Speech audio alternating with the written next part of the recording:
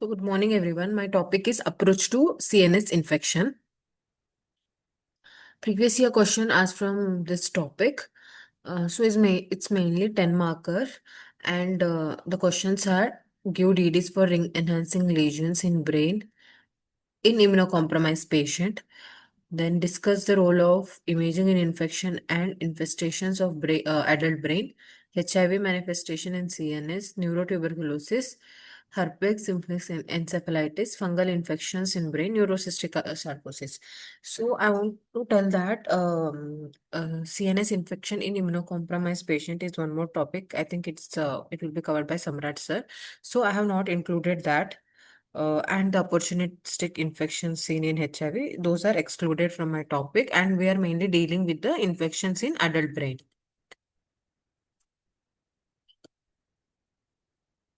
So basically, introduction. So first, it was thought that because of blood-brain barrier, there is less chance of infection reaching the brain. But now there is something, the concept of G lymphatics or glymphatis. As the name suggests, it is involvement of glial cells of astrocytes, lymphatic and the arterioles. So via this, there will be the communication of CSF with the interstitial fluid, and there will be spread of infection. So infection can be congenital or acquired, and we'll be mainly talking about acquired infection today, and it is divided into bacterial, fungal, tubercular, protozoal, etc. So we'll be seeing the cases under each and the approach for diagnosis. So first, the classification. So we divide it into either bacterial, tubercular, fungal, viral, parasitic due to prions, and in immunocompromised. So in bacterial, that is non-tubercular, it is divided as leptomeningeal and parenchymal. Parenchymal infection is mainly abscess formation. That is the end stage. In case of tubercular, again leptomeningitis, there will be tuberculoma, tubercular abscess. Fungal, they are angio-invasive, so it is mainly caused by aspergillosis or mucor. When we talk about viral agents, it can be herpes encephalitis, which can again cause the hemorrhages, Japanese encephalitis based on the location, dengue encephalitis, which will mainly involve the brain stem, again varicella zoster and SSPE in a child who is not immunized. Parasitic infection because of eating the uncooked pork. There can be neurocystic sarcosis or hydrated prion disease, and immunosuppressed, you will be having progressive multifocal leukoencephalopathy, CMV, toxoplasma cryptococcosis. This is not covered. Um, then we have to remember that in the approach, it's very important to ask the age of the patient, acuity of the symptoms, immune status, and the geography.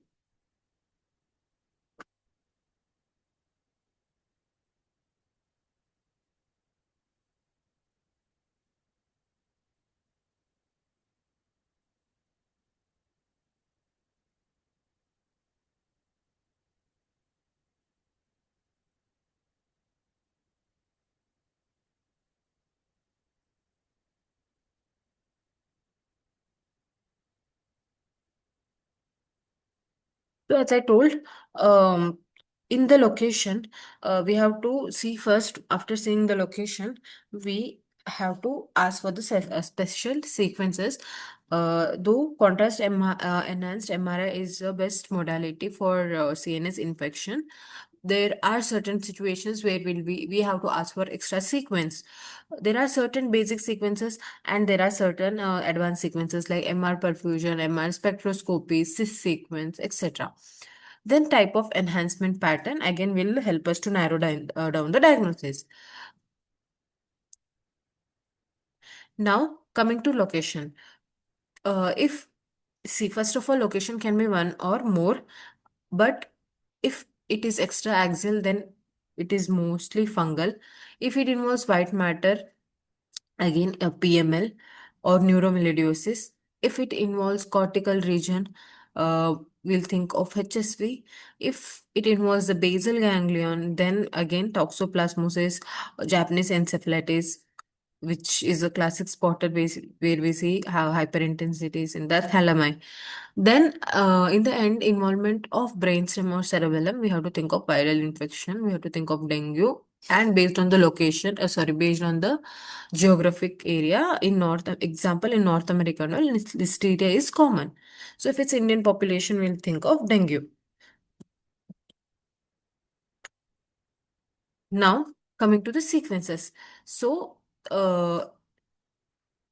flare and post contrast flare sequence is the most important sequence. Some of the other sequences are SWI. So, as I told, fungal infection, they are mainly angio-invasive. To see the bleed, we do SWI. MR spectroscopy can be done for the hydrated, where we can see pyruvate peak, because there are many atypical or non-classic location. Hydrated can present in many form. So if it doesn't follow the classical pattern, then we have to do MRS, and classic pyruvate peak is seen in case of hydrated. Cis sequence, that is heavily T2 weighted sequence, is asked in case of NCC, because the involvement of the scolex can be seen very well on cis sequence. And later, diffusion weighted imaging, again in the lesions such as abscess, prion deposits, HSV, which shows diffusion restriction, we ask for diffusion weighted imaging. And later on, perfusion can also be asked to differentiate this from the most common other lesions in the brain, will be metastasis and high grade glioma, which will be having ring enhancing, so it may mimic the infection. So, cerebral perfusion is done, which will show the increased blood flow. Usually in infection, there is no much increased cerebral blood volume. Now coming to type of enhancement. So space occupying lesion, if it is bacterial or parasitic, it will show usually ring type of enhancement, nodular, uniform. It can be eccentric target. If the one which we study in toxoplasmosis, it is both centric and eccentric. When we talk about viral, it will not show any enhancement. And if periventricular, we always think of CMV. So basic terminology. First, when I say meningitis, it is inflammation of meninges. When we use the term meningoencephalitis, it means encephalitis means inflammation of brain parenchyma, and myelitis means involvement of spinal cord. Symptoms also varies. When there will be encephalitis or involvement of parenchyma, patient will present with altered mental status, seizures, etc. Now, one more thing is pachymeningeal and leptomeningeal. So, when we say pachymeningeal, it will be parallel with the skull. That's how we remember it. And it is mainly involvement of the Durant arachnoid.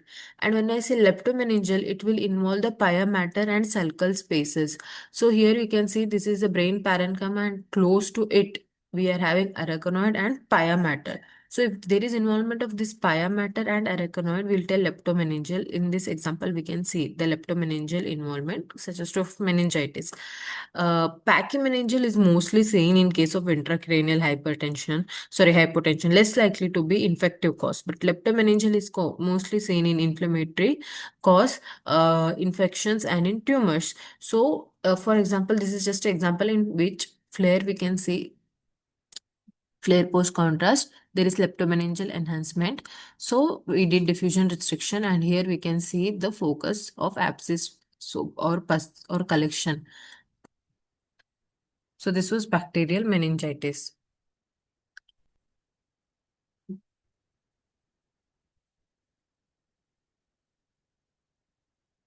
Coming to cases, as I told, we'll be seeing cases, then we'll be seeing few theory points, because it's again a 10 marker. So first, here 56-year-old female, she presented with fever and seizures. So on flare, we can see T2 hyperintensities in the convexities in the near the cerebral peduncles. On post contrast, enhancement was also seen. But on spinal cord, there were no much changes. Later, baseline MRI was done where we've asked for ADC sequence, and on ADC sequence, we saw there were areas of diffusion restriction which were hypointense on ADC, suggesting of acute infarct. So, when blood culture was done, this was a case of bacterial meningitis, a bacterial meningoencephalitis caused because of Streptococcus pneumoniae. After 11 day, patient again developed the limb weakness. Again, MRI brain was done. So in MRI brain, the old infarcts were only seen. But now in spinal cord, we can see T2 hyperintensity is noted in the cord involving the chorda, no, corner, and the spinal cord, we can see the hyperintensity. So this is nothing but spinal cord infarct. So this is one of the complication of meningitis. This was the case report actually. So we have to be careful in case of bacterial meningitis, because along with the infarcts in the brain, there were infarcts seen in the spinal cord. Now again, next case. So 25-year-old presented with headache. So first CT imaging was done. On CT imaging, we can see dirty CSF seen in the supracellular region. Actually, this was given normal, okay. And when later condition deteriorate, they had asked for MRI. So this actually looks normal because here we can see dirty CSF in suprastellar cistern. Other than that, if a Sylvian cistern, dilated temporal horns. Again, scrolling little up, we saw same thing. There was dilated ventricle and suprasellar region. Again, the same dirty CSF was present, but the report was given normal. Now, when patient's condition deteriorated, we asked for MRI, and on FLAIR sequence, we can see hyperintensity is noted in the all the cisterns, basal cisterns, sulcal cisterns, periventricular region, and the perimesencephalic cisterns, interpendicular cistern, crural, uh, ambient cistern, everything is showing the hyperintensity. Here we can see sulcal hyperintensities, and on post contrast, we can see the nodular enhancement, thick exudates present. And also we have to remember in all the systems which I have told here. And whenever we talk about hyperintense on flare, we have to remember there are few conditions. First, it can be like when we see sulcal hyperintensity, we'll obviously think of subparacardial hemorrhage. After that, we have to think of meningitis. Then there can be flow artifact, leptomeningeal metastasis. Less common cause is again hyperbaric oxygen, and one more important is because of pile collateral, which can again is hyperintense on C1, which is seen in case of Sturge-Weber syndrome or in Moya-Moya disease.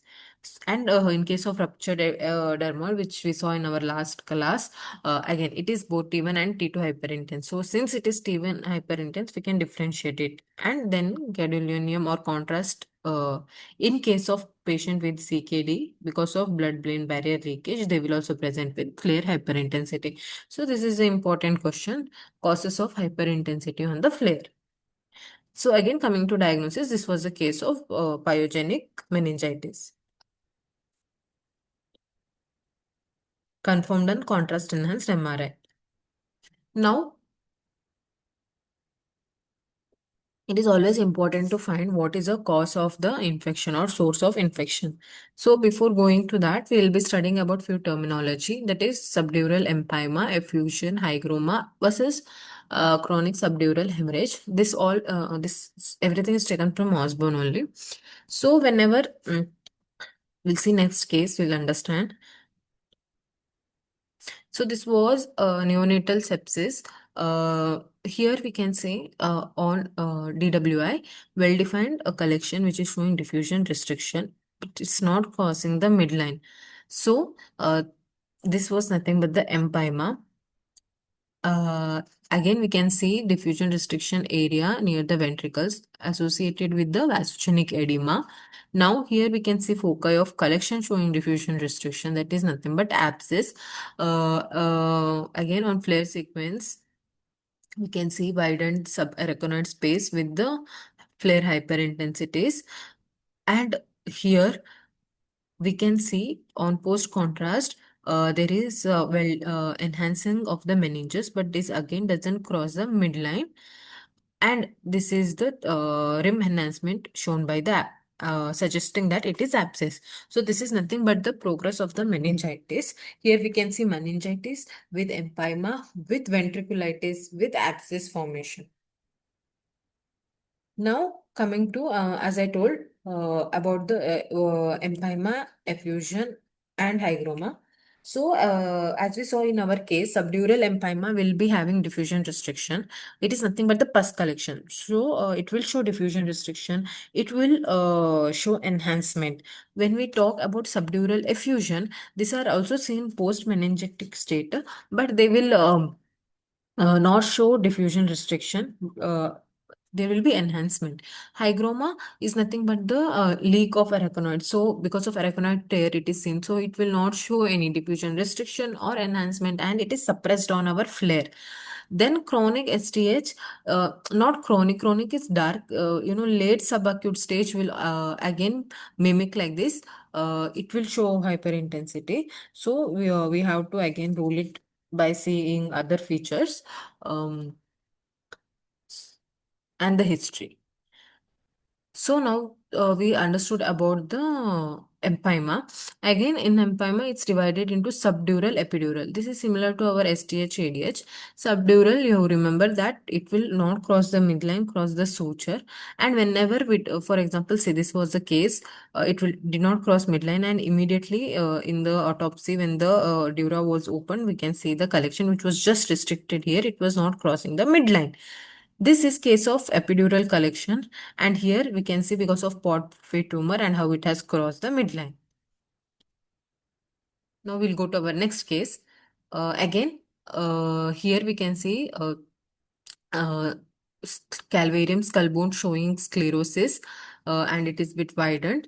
And we can see well-defined collection, which is communicating with the frontal sinus. On diffusion weighted imaging, it is showing a very nice diffusion restriction, showing, suggesting that it's infective, and the dura is split. And on post contrast, the infected dura, it is showing the enhancement. So this was again the epidural collection due to skull osteomyelitis. Now, since I told we are studying like a stepwise. So first we saw pyogenic meningitis. Next we saw its complication like spinal cord infarct, which was seen in a case. And after that we studied about the empyema and how to differentiate it. Now we are and we studied about epidural collection.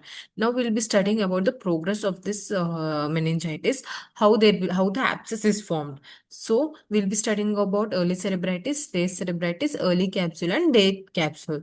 So starting, whenever we think about abscess, obviously it is hypodense on CT. Here we can see, but we know that it is having vasogenic edema. That is, gray and white matter should be differentiated properly. But in the early stage, it classically mimics like a stroke or an infarct or encephalomalacia, because the gray white matter differentiation is not well maintained. But this is the late cerebritis case where we can see that the gray white matter is well maintained. The differentiation is maintained, that is vasogenic edema. So starting May, it looks like cytotoxic edema. On flare, we can see large area of hyperintensity. On ADC sequence, there is diffusion restriction in the center and in the periphery, which on post contrast, there is also ring formation, ring enhancement, but not complete ring. So this is progressing. So eventually with time, we saw that there was proper diffusion restriction in the center, and the classic hypointense ring in the periphery in the in T2 imaging, which shows a ring enhancement, suggesting this is late cerebritis stage.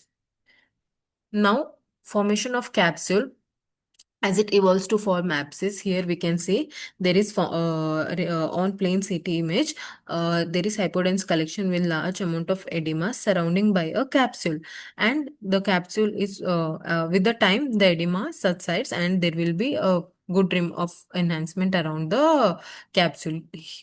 In this case, we can say when it progresses, eventually there is smooth capsule formation. Starting in the cerebritis, it was very irregular, and also we can see that the edema has subsided, and here there is little bit hyperintensity, showing that cerebritis, new areas of cerebritis are developing.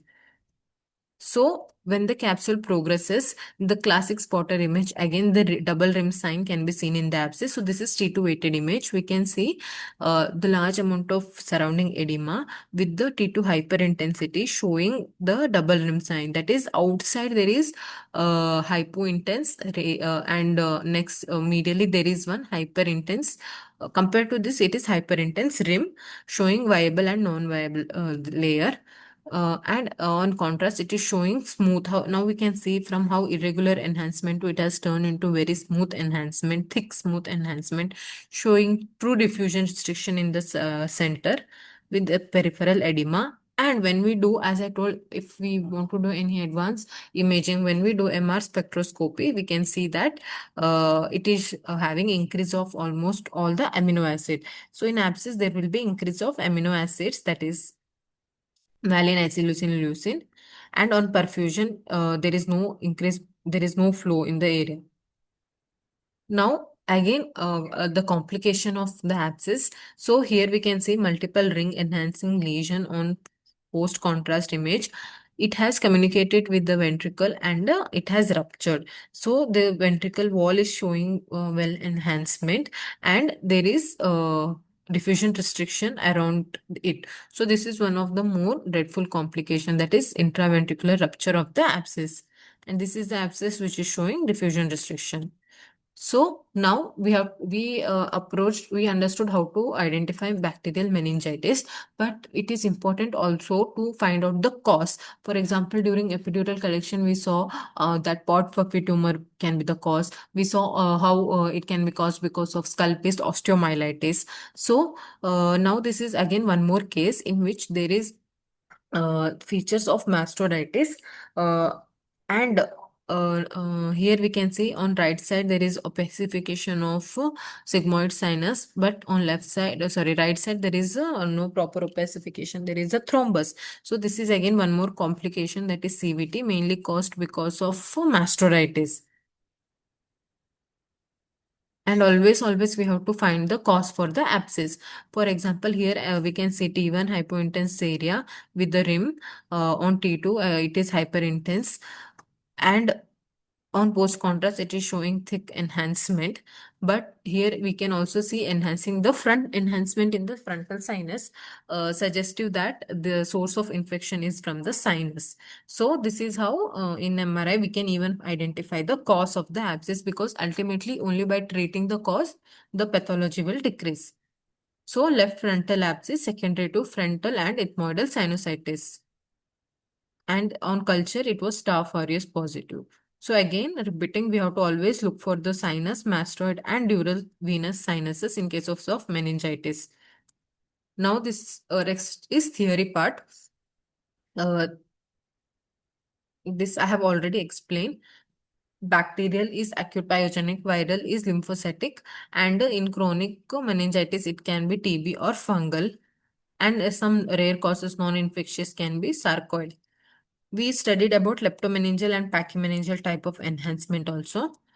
And how to differentiate between empyema, which will show the diffusion restriction, and if it is subdural, there will be dural enhancement. We saw the split dura sign. And we have to, these are the DDs. Whenever it will be in the early cerebritis stage, as I told, it will mimic like a stroke. So there is cytotoxic edema still. So the main mimic this for abscess will be stroke, but stroke will follow the vascular territory. That's how to differentiate. And late cerebritis, when there is capsule formation in our double rim sign, in that stage, the mimics will be tumor, metastasis, and demyelinating disease. But in demyelinating, again, it will be having incomplete enhancement, incomplete ring. Then we also studied about complications. We saw a case of CVT because of mastoiditis. Vasospasm can cause stroke. The first case itself had many infarcts uh, because of the vasospasm. We saw a case of empyema, ventriculitis, hydrocephalus, abscess formation, fungal. And one more thing we have to remember, that whenever we talk about fungal and carcinomatosis meningitis, it will be more lumpy and thicker. Then we also studied about how the abscess progress from early cerebritis, late cerebritis, early capsule to late capsular stage. So always remember, abscess is a cavity that contains pus, debris, necrotic. So these tissues will be showing diffusion restriction. And these are developed by either it, so abscess is not particular only in bacterial infection. It can be seen in fungal meningitis, parasitic, everything. And most common route of spread is hematogenous and some surgeries, etc. In CT, it will look like an area of hypodensity, low density, and vasogenic edema is seen. On post contrast, classic, there will be ring enhancement and there will be multiple lesions. And on T2, again, it was hyperintense lesions. That time DDs can be met also. And on diffusion weighting imaging, it will show typical abscess will restrict, but in case of toxoplasmosis and all, they won't restrict. So important word to remember in case of abscess is diffusion restriction, increased acid. On an FDG PET, there will be increased metabolize. On MRS, lactate B.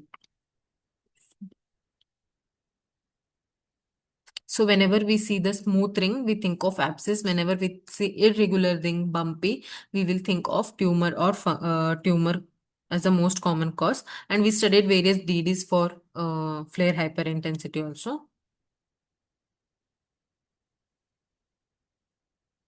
And CT, when as I told, it will be hypodense, but in but if we have to rule out it from lymphoma, lymphoma will be hyper, since it's a hypercellular tumor, it will be more hyperdense on CT than abscess. Then how to differentiate multiple mets versus abscesses. Abscess is having smooth margin. Uh, we can and there are usually multiple. The difference is that tumor usually starts out as a solid enhancing mass that become ring enhancing with necrosis with time. And also abscess tends to be less than 10 mm. So we have to remember that whenever we are talking about multiple meds, it will first have solid enhancement, then it will convert to ring enhancing, and the size can be more than 1 centimeter. So these are all the DDs of lymphoma, multiple abscess, abscess caused because of fungi, how to differentiate, imaging of abscess on various sequences, and classic features. Then the complication like cerebritis uh, and ventriculitis we saw. So is the early form of intraxial infection which can lead to abscess if not treated. They typically look they have vasogenic edema without defined central enhancing lesion with few area of diffusion restriction. Whenever and we also saw ventriculitis, then intraventricular rupture of the abscess, etc. Now, the DDs were, as I told, ring enhancing tumor. So here we can see the first case abscess T2 dark cream is seen, complete uniform, and the necrotic center it is showing the diffusion restriction. In case of necrotic tumor, the ring it is T2 dark cream only, but it is non-continuous and irregular. Abscess is always having complete uniform regular rim. And in tumor, the necrotic center may not show diffusion restriction. And here the periphery is showing the diffusion restriction. Okay, now coming to next case. So this is a classic spotter image. Here we can see hyperintensity in the medial temporal lobe involving the hippocampus, even the tail of hippocampus. These are the classic location, a cingulate gyrus, gyrus, insular cortex, uh, again the hippocampal region. So this is case of HSV encephalitis. So whenever we see, area of enhancement, which is classically located to medial lobe, as I told in the beginning, the location also plays important role. So if it is classically seen in the medial temporal lobe, it can be bilateral, unilateral.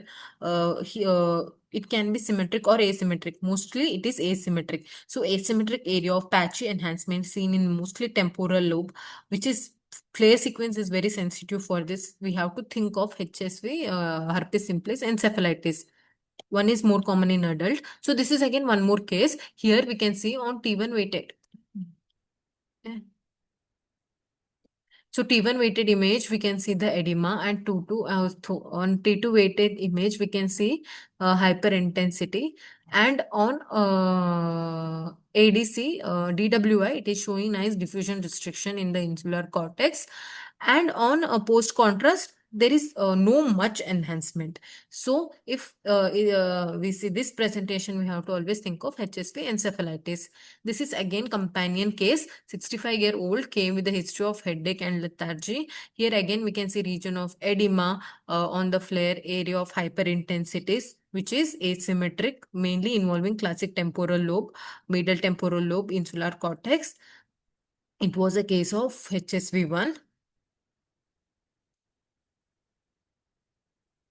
The DDs for, again, we have to remember the DDs for HSV encephalitis is seizure-induced changes, infiltrative glioma, autoimmune encephalitis. Again, here location will help us in the diagnosis. We also had a case, seizure-induced changes in our department itself where it mimicked like HSV encephalitis. So this is a image of paralimbic encephalitis, which again mimics like HSV because of the location. This is the infiltrative glioma. And this is the seizure-induced changes, which are again showing flare hyperintensities. So theory part, HSV spares the basal ganglia, distinguish it from MCA stroke. HSV1 is common in adult, 2 is common in neonate, and we have already talked about the location and earlier sign features. Starting it presented, in our case also it presented with the edema, and T2, which is the most sensitive sequences, diffusion restriction is more sensitive than T2, but flare plays very important role. And one more important thing to remember here is the importance of GRA sequence in case of herpes. It is important to take that because there will be blooming or bleeding seen. So again, GRA plays an important role. So this was a missed case of herpes. In CT, it looked pretty normal, but after 3 days, it progressed into hemorrhage. So if during this time, if MRI was done, we would have picked up the finding. So it is very important because as I told, there is always risk of hemorrhage in case of HSV. So delay in treatment leads to high morbidity and mortality in case of HSV encephalitis. Now, 13-year girl, she came with the headache. We can see the hyperintensities involving the putamen.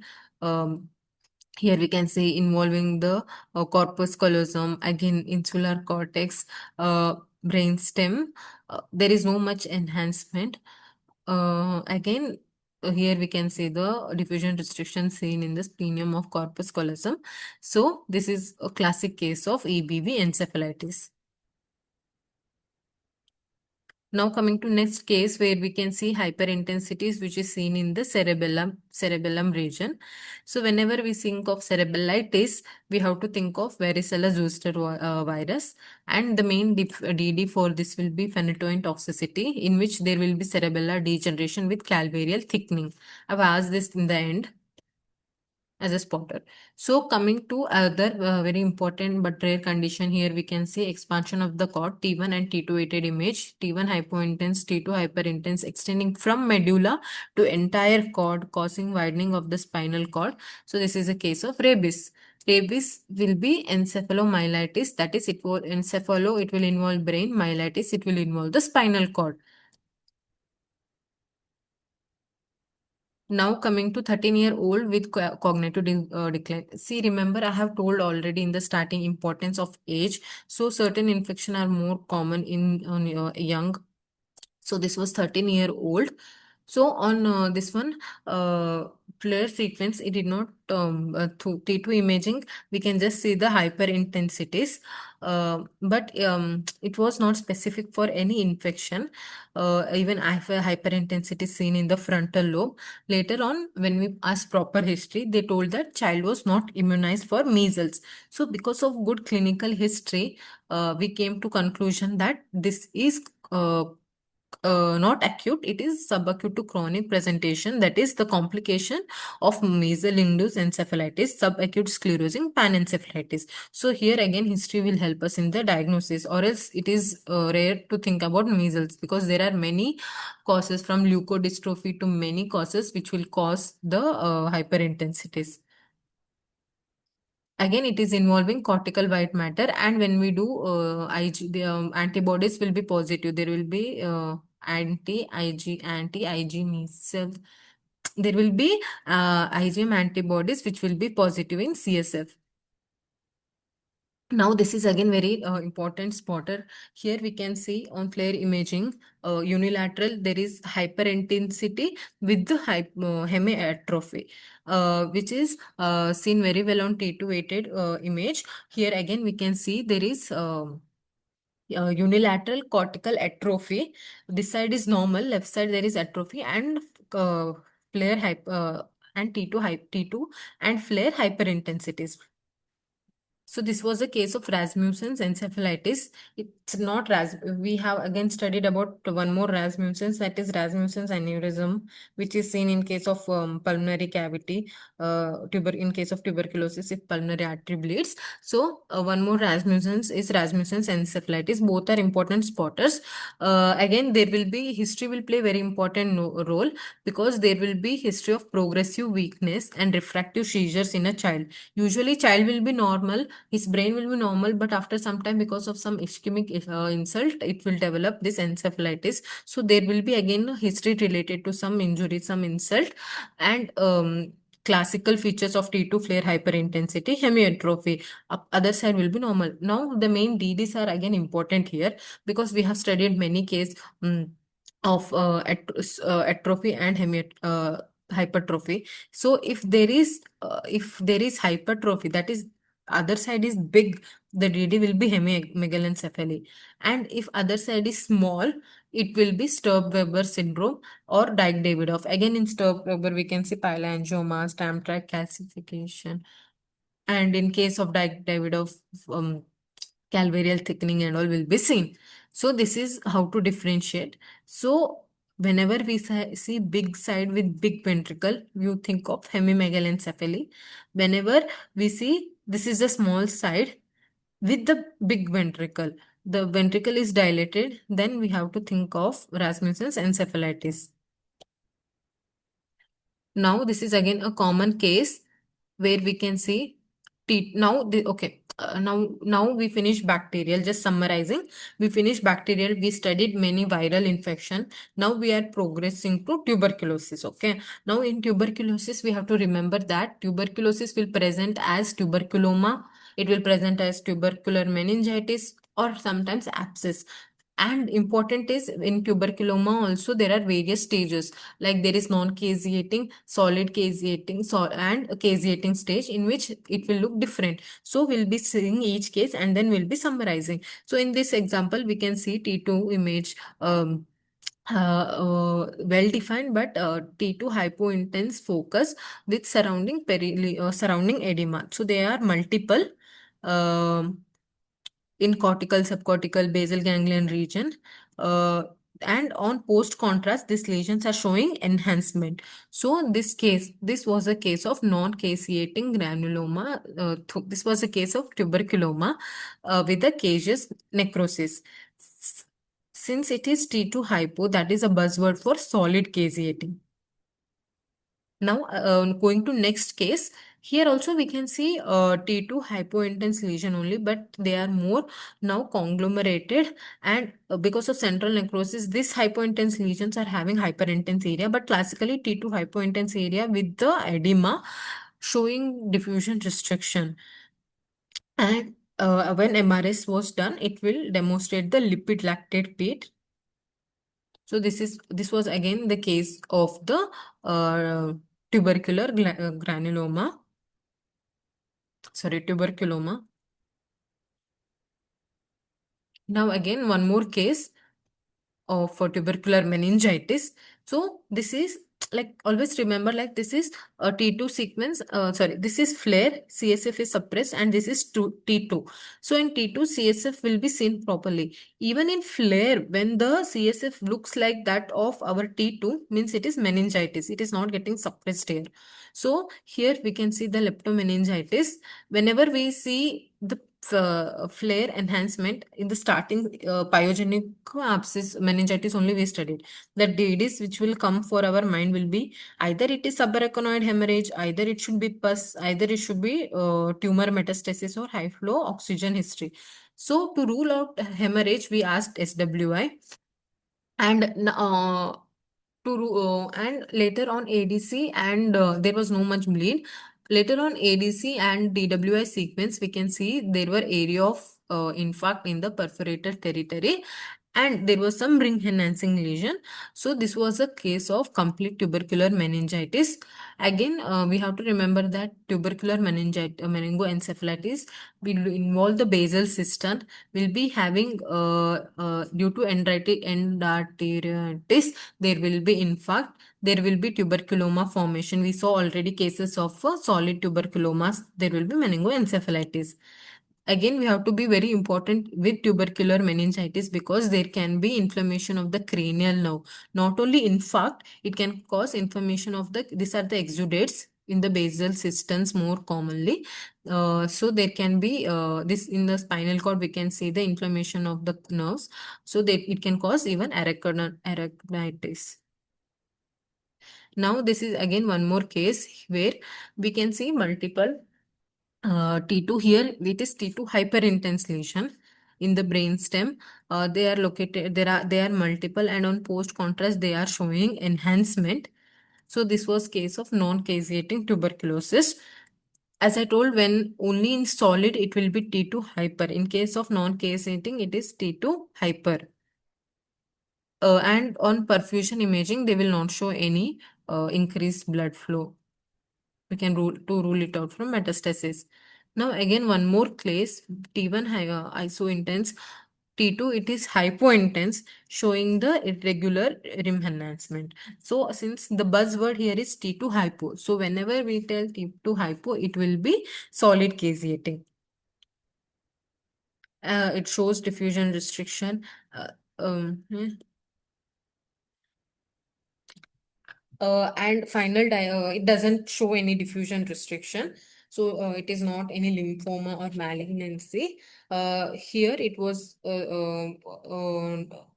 no, sorry, it is not showing any diffusion restriction. So it is not any abscess. There was no uniform rim enhancement. It was very irregular. So that's how we have to rule it out from lymphoma. And again, MRS was done and we saw lipid lactate peak. This is again a case of caseating tuberculoma with liquefaction where we can see the T2 hyperintensity with the rim enhancement. So we saw all the stages. Now theory part of it. So as I told, it will present as meningitis or either as tuberculoma. TB abscess as such is late. So these are various stages. First, there will be infection, spread of infection to brain. Uh, that is basilemia. After that, it will involve the subpial region or by forming the rich focus. Like we studied gone focus in chest, there is rich focus in brain. After that, there will be rupture of such focus, contaminate subarachnoid space, and it will spread along the CSF and they will form leptomeningitis. These are the complication. There will be hydrocephalus because of deposit of this exudates in the cisterns. There can be hydrocephalus. There will be vasculitis, endarteritis causing vasculitis and stroke. Cranial nerve involvement can also be seen in 10% of cases. Again, how to differentiate it from the bacterial meningitis? It won't involve basal cistern. Tubercular is more specific for basal cistern. Our bacterial starting we saw, it is mostly seen in cerebral convexities. This is less likely to be in cerebral convexities. And as I told, because of this one, it can there can be vasospasm or vasculitis seen. This is coming to tuberculoma. It will have three different stages. Non-caseating, the solid caseating may it is divided into two. The one which has solid center, one it has liquid center. So buzzword is to remember this both are almost same only. Just remember the one which is having solid center will show T2 hypointense.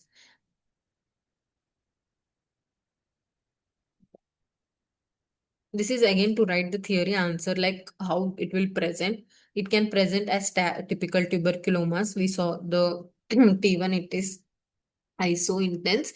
Uh, uh, there have post contrast, it is showing the rim enhancement. It can show either as ring enhancing lesion or enhancing lesion, or it can be non-enhancing. So this is how it can be seen. Starting it will show diffuse homogeneous enhancement of meninges, so diffuse meningitis will be seen. Eventually maybe after treatment or sometime it will be thick, the exudates will be very thick and it will be seen mostly in the basal predominant, and further if nothing is done it will progress into ventriculitis, that is a complication, and abscess formation. The main deed is again here will be because of rim enhancement. It should be either tuberculoma. We'll think about GBM or abscess. Again, we saw the difference. No abscess. Diffuse abscess will show diffusion restriction, and abscess will be having increase in amino acid peak. Here it was lipid lactate peak, and it will not show any much changes on perfusion. It is usually hypoperfused, so it will help to differentiate from other malignancies. And here we have to remember that lipid peak is because of high lipid content in the mycobacterium cell, and lactate is because of the necrosis. Now, the most important slide is that was the three stages. As I told, it will progress from non-caseating to solid caseating to caseating tuberculoma with liquefaction. The buzzword in solid caseating, hypointense center. Rest are almost same. Now, again, how to differentiate neurocystic sarcosis and tuberculosis. We'll be studying about neurocystic sarcosis in the end. So, first, based in neurocystic sarcosis, it won't show any patient will not have any symptoms. Tuberculoma, there will be symptoms, fever, weight loss, like all the TB symptoms will be there. Sorry, it patient will present with seizure, headache, etc. In case of tuberculoma, then patient will be having focal neurological deficit. These are based on symptom. Coming to radiological finding, very important. We saw in neurocystic sarcosis, they are well-defined lesion which are tiny and multiple. In tuberculoma, it will usually tend to conglomeration. Conglomeration is when they come close to each other. It is not seen in case of neurocystic sarcosis, more specific for tuberculoma. Tuberculoma is having more edema, irregular margin, and classic feature in neurocystic sarcosis, we will if we see a central scolex, it means it's neurocystic sarcosis. In tuberculoma, there is nothing like scolex. So tuberculoma has no scolex. Again, meningitis is more specific for tuberculoma, and in chest X-ray or lymph nodes, there will be some. I mean, in chest X-ray, again tuberculoma may present with the finding, but neurocystic sarcosis, there will be chest X-ray will be normal, and most important is location. TB, always remember basal cistern. Neurocystic sarcosis, gray white matter junction. So we are done with tuberculosis. Now, this is one more case. History of in a history of post-renal transplant patient, when we look at the conglomerated mass like this, the main DD we think of is nocardia also. Like it was case of nocardia. Now going next. So now only two are left, that is fungal and neurocystic sarcosis. So in this case, we can see well-defined T1 weighted imaging like heterogeneously hypodense lesion, but it is having hypointense lesion, but it is having some area linear of linear hyperintensity. And On T2 weighted image, again it is heterogeneous with surrounding edema and area of hyperintensity. uh, it shows blooming, and on post contrast there is irregular enhancement seen. So this is a case of fungal abscess. In fungal abscess, the buzzword that we have to remember is T1 hyperintense hype. So it will be T2 hypointense lesion, which will be having this linear T1 hyperintense hype. They will show blooming because fungal are mostly angio-invasive. So they will show microhemorrhages, and this is the enhancement. So this was a case of aspergilloma. Now again coming to next case, these are few 3-4 cases which is again related to fungal abscess only. Here same we can see heterogeneous lesion with large amount of edema. When ADC was done, there were areas of infarct showing true diffusion restriction. On SWI, it is showing blooming, and there is also ring enhancement seen on contrast. But one more thing that we should not miss in case is involvement of the sinus. So this was a case of aspergillosis, which mainly started from involving paranasal sinus. Again, to differentiate from blood, we can do perfusion, in which it will show low fungal will show low CBV. In case of again bacterial versus TB, we can see this is having more SWS done to see infarcts, etc. So this was case of aspergillus. We have to remember to see the origin and mainly sinuses in case of fungal infection. Again, it was same companion case where we can see post contrast may the hyperintensity is coming from the sinus. So this was again the case of aspergilloma only. Here in if in this image again the DD can be IgG4 or Rosai-Dorfman disease, but on histology it came out to be aspergilloma. So again, the companion case is this is the one. See, if we would have not seen sinus, so it is very important to see sinus in case of fungal meningitis. If we would have not seen sinus, it looks like a meningioma. There were surrounding ring enhancing lesions. So we see involvement of sphenoid sinus with the multiple infarcts. So this was a case of again fungal sinusitis. So summarizing the lesions which are having the ring enhancement. In case of TB, the word we have to remember is conglomerated, and there was T2 hypointense because of solid cageating. Exudates are basal. And in case of fungal, we have to do SWI. If we see, and fungal, we have to remember one more thing. It is mainly seen in immunosuppressed patient. It is very less likely to be seen in immunocompetent individual. So with the background history of immunocompromised, we have to even think of fungal infection. Again, in fungal, as I told, we can see blooming, and there will the only way of spread of fungal infection is two. It can be paranasal or it can be hematogenous. So paranasal sinuses we have to evaluate properly. For hematogenous, if it is hematogenous, there will be some changes in chest X-ray. Neurocystic sarcosis very important. We have to take the cis or fiesta sequence that is highly T2 weighted to find out scolix, and there will be no basilar exudate. It is mostly common in gray white matter junction, and chest X-ray will be normal, and symptoms also patient will not present. Chest X-ray will be normal. In case of metastasis, we have to do perfusion imaging. If we are suspecting METs, there will be increased blood flow, and METs will be thick, irregular type of rim enhancement, and edema is disproportionate. Differentiating the fungal and bacterial abscess. Fungal are usually multiple, tend to involve basal ganglia, and T1 the again the T1 hypointense with isointense projections. This then on T2 weighted, it will be more heterogeneous diffusion restriction. In case of bacterial, the core will show the diffusion restriction, and the main is on MRS. MRS, if amino acid peak is it is bacterial. And one more thing is Trehalose peak. So if we see Trehalose peak, it is more specific for fungal.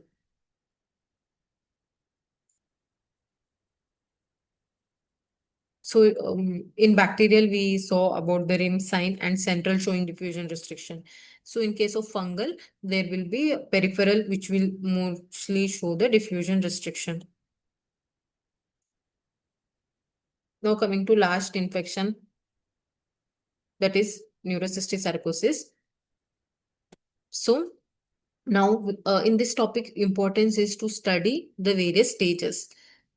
So before coming to this case, we'll just see what and all are the stages. Now, okay, fast. We are having vesicular stage, colloidal, granular, and calcified. In vesicular stage, we are having the vesicles which are having the scolex. There will be cyst with scolex, no enhancement, nothing. In case of vesicular colloidal stage, there will be inflammation. We have to remember that as inflammation increases, it's directly proportional to edema. Since there is more inflammation, it will be associated with edema and there will be more enhancement and it will be very much hyperdense cyst. When it goes to granular nodular stage, there will be early signs of calcification. Cyst will be small. Edema, now it is healing. So edema will go on decreasing, enhancement will go on decreasing, inflammation is decreased.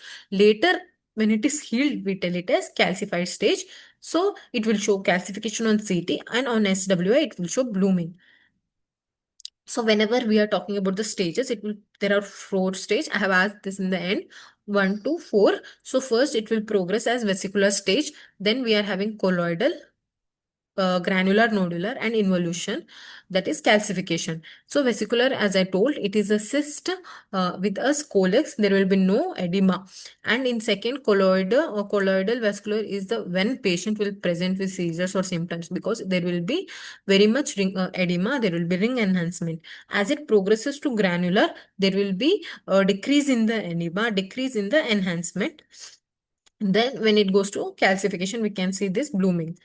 And we have to remember one more variant in case of our neurocystic sarcosis is this one, Racimo's type, in which the scolex is not seen, but we can see this multiple cyst, which can again the DDs for this will be tumefactive via spaces or arachnoid or glioependymal cyst.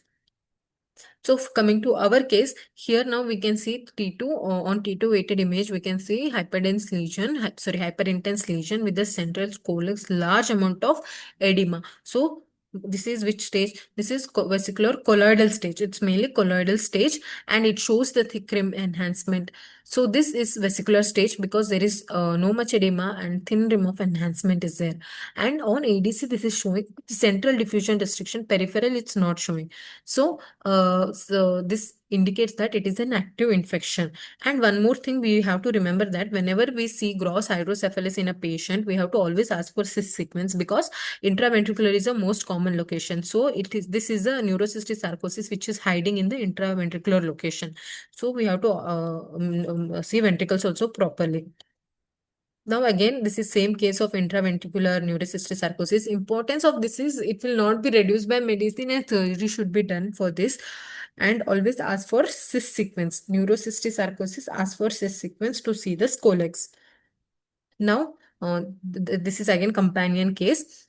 Here we can see very nice cyst with the scolex. So this is a vesicular stage. This is a theory part of it. You can see it in the end. Actually, neurocystic sarcosis is caused by undercooked pork, and it is the location may it is having subarachnoid, basal cistern, parenchyma, and ventricle. So, in parenchymal, we see these 4 different stages. We have already studied about it. Now, this is how it progresses.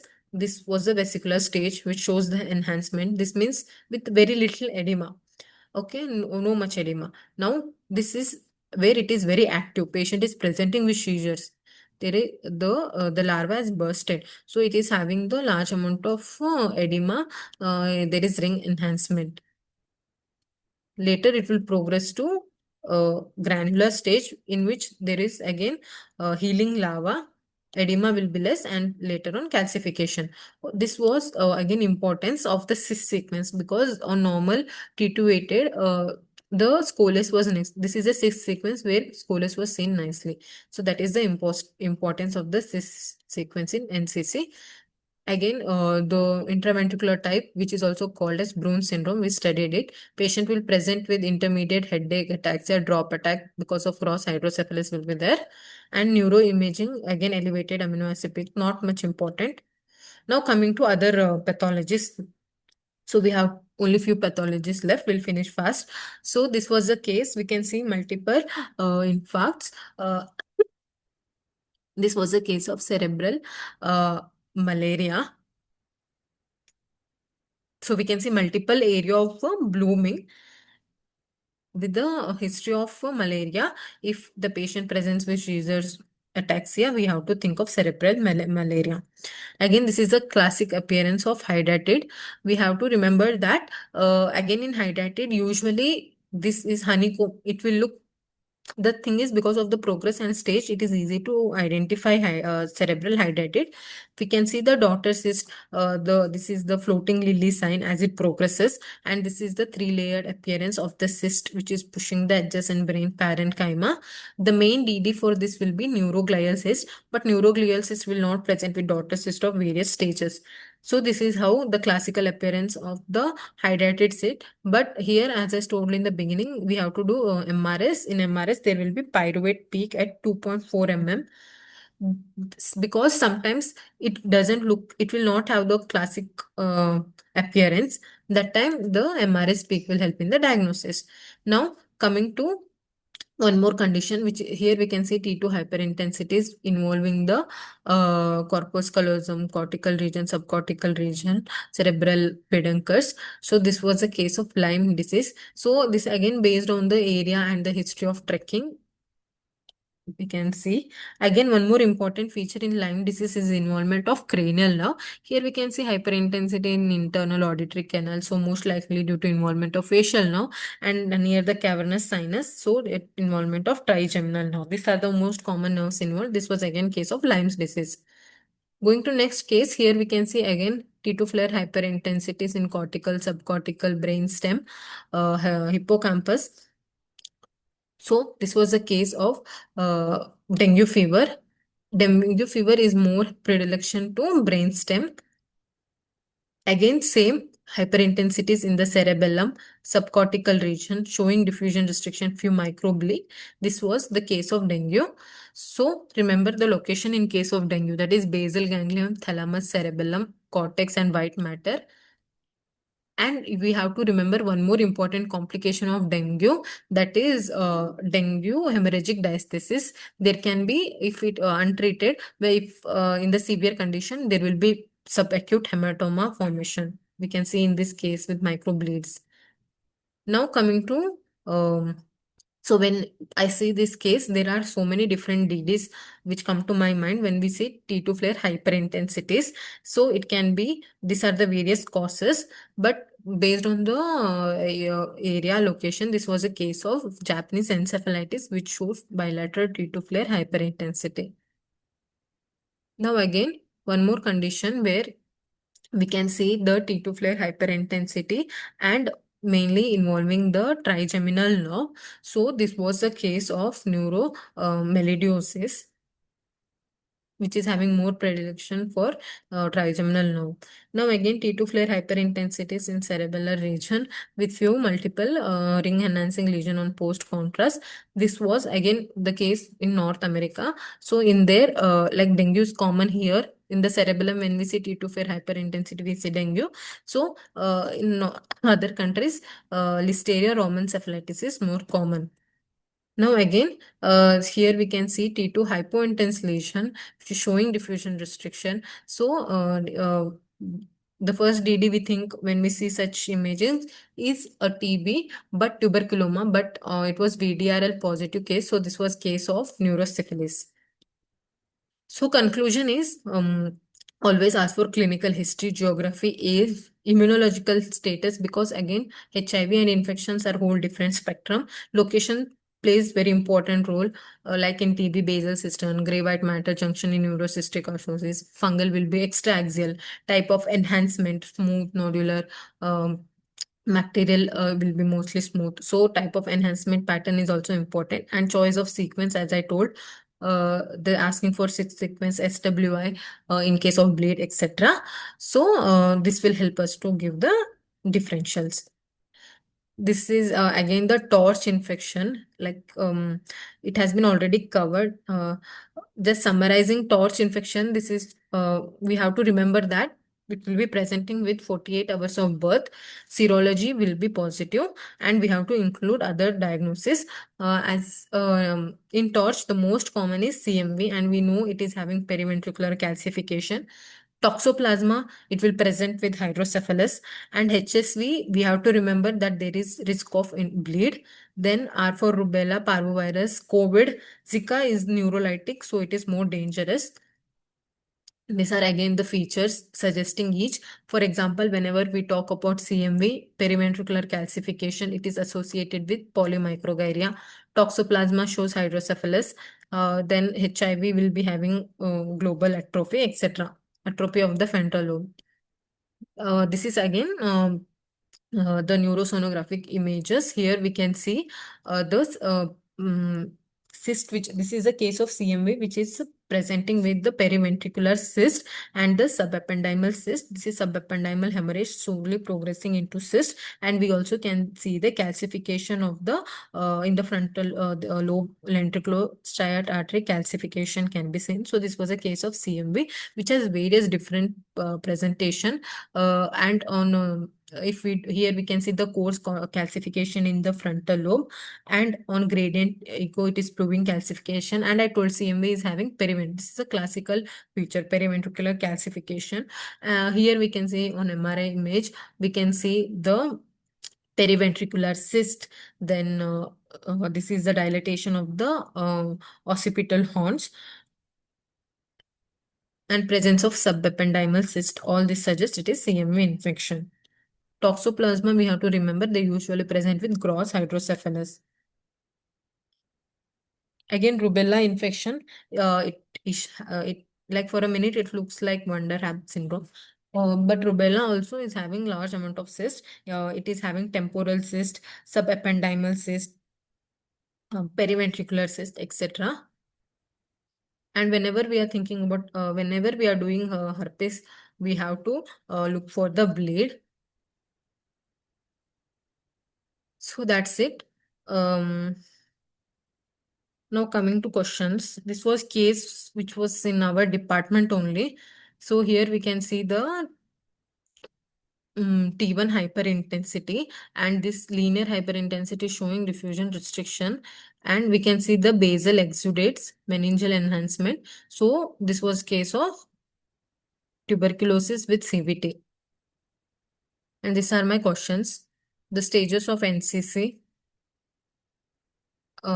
solid tuberculoma, how to differentiate solid tuberculoma, then fungal hyphae, double rim sign is seen in.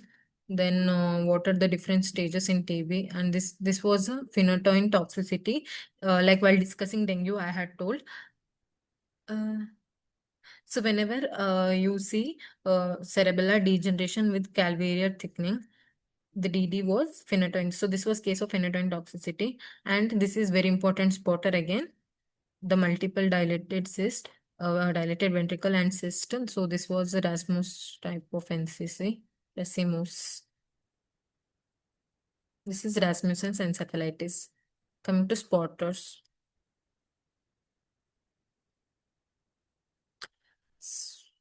Mm. So this is left cardiophrenic angle mass. If we see, most common is pericardial cyst, bronchogenic cyst, pleuroperitoneal cyst. Again, this one T2 and a flare hyperintensities, which are sparing the C cortical fiber. So this was case of HIV encephalitis. Dilated Virchow-Robin space seen in Cryptococcus. This is case of lymphangioma. So anything which insinuates like this, we have to think of lymphangioma. Various disease. So this one, again, we can see this linear hyperdensities. with expansion of the bone involvement of the sinus. So this was allergic fungal sinusitis. Thank you.